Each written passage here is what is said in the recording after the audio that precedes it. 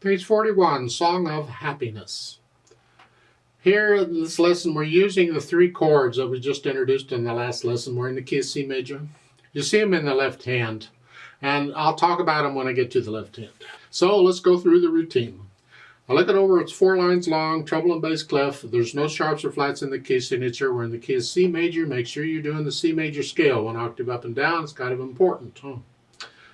4/4 time signature. I don't see anything tricky about the rhythm. It's quarter notes and half notes mainly, and then whole notes in the left hand.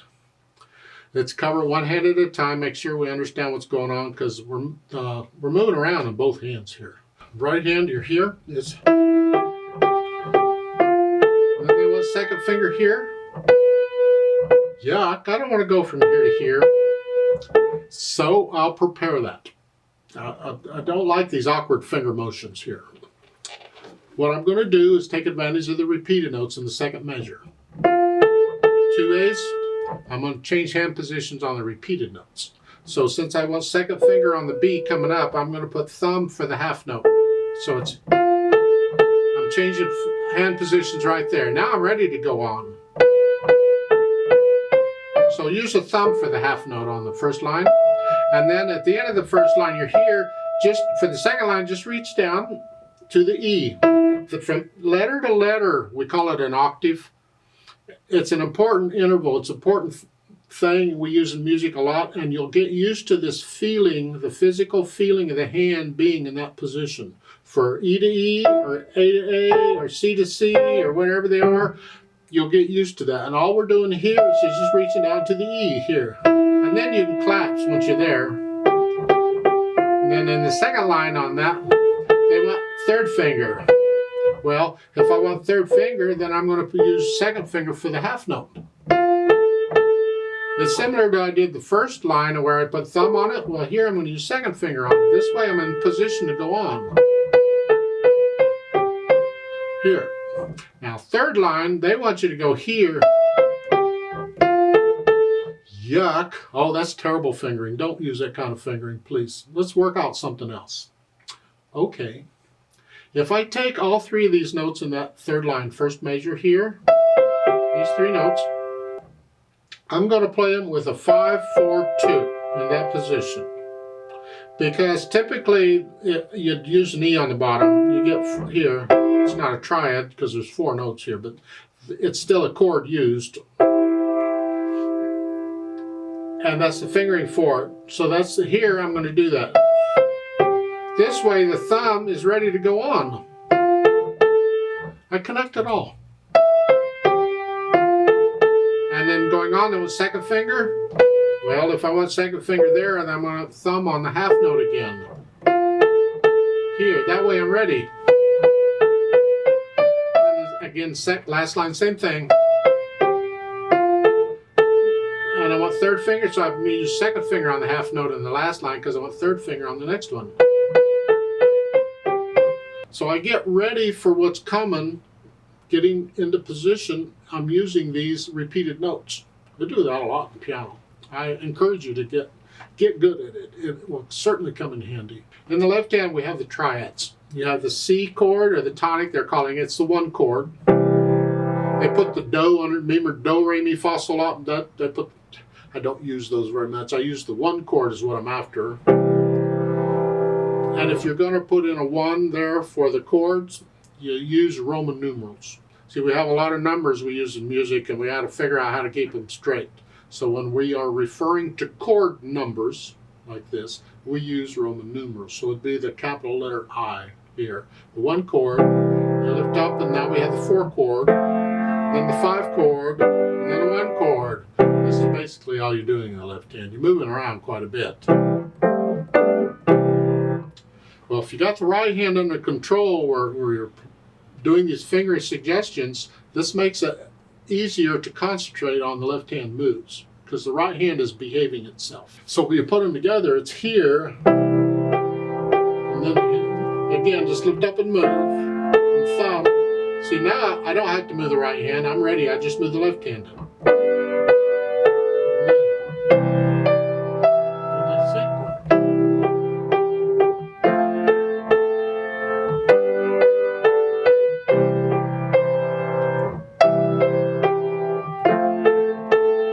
take your time with it. It comes eventually. Just get rid of the hesitations. Take your time. And try and connect this right hand. So like in the first line when I'm here, I'm gonna connect this. I gotta lift up here.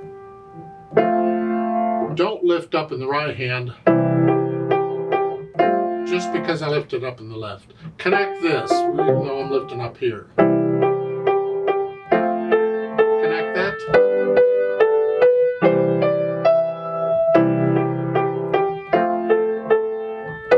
So connect this right hand all the way through. Then if you want to put in the articulation, you can add in the phrasing. Yeah. Lift up. Lift up. It's like taking a breath. If you want to do that, I'll leave that up to you. I don't like the 2 measure phrases too much. I may take 4 measure phrases. So I might connect like the whole first line together. Then lift up. That's a personal thing. It's interpretation. And when you get to the third line on the ha, ha, ha, you want to separate each of these slightly. That's up to you. You decide on how you want to interpret this right hand. You could connect them. Lift up. There's different ways of doing it. You decide on how you would like to do it. Or your teacher will tell you how you like to do it, and that's fine too. Left hand you can't do much because you're moving around. You just do the best you can. Try and get the notes down at the same time. Just lower the hand down gently. Listen very carefully to try and get them down at the same time. Now in the third line and the fourth line, in the first measure of those lines, they put a little line over those notes on those lines. They're called tenuto lines, and they have different meanings, and it depends on how they want to interpret them. You see, that line a couple hundred years ago and before actually meant an accent. It was a type of accent. It was a stress mark. Today, it means more like linger on the note. Just linger on it, try and hang on to it as best you can.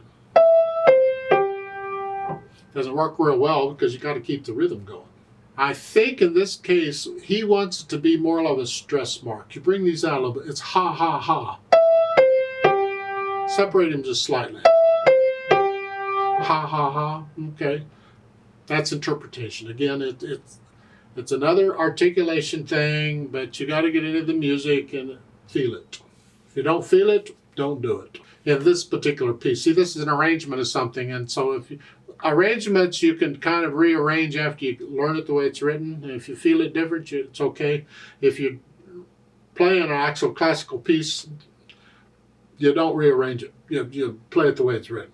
Then we add the dynamics. MF is mezzo forte, and that's the melody. It's the right hand. Whatever you think sort of loud is, these chords need to be soft. So I'm light in the left hand, I'm heavier in the right. I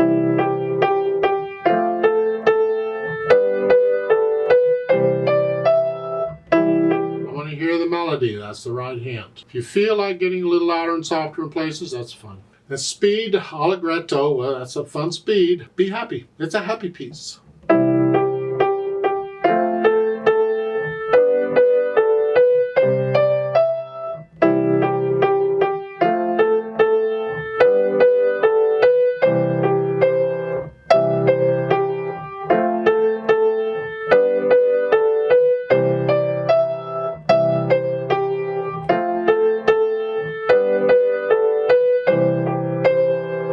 It's just one way of doing it. You have fun with it. You make it yours. You do what you think is right. Let's play it together very slowly. Now, I'm not going to do any dynamics. We'll play both hands about the same here. This is just checking notes and rhythms. Let's play it together. I'll give us 4 counts. 1, 2, ready, go.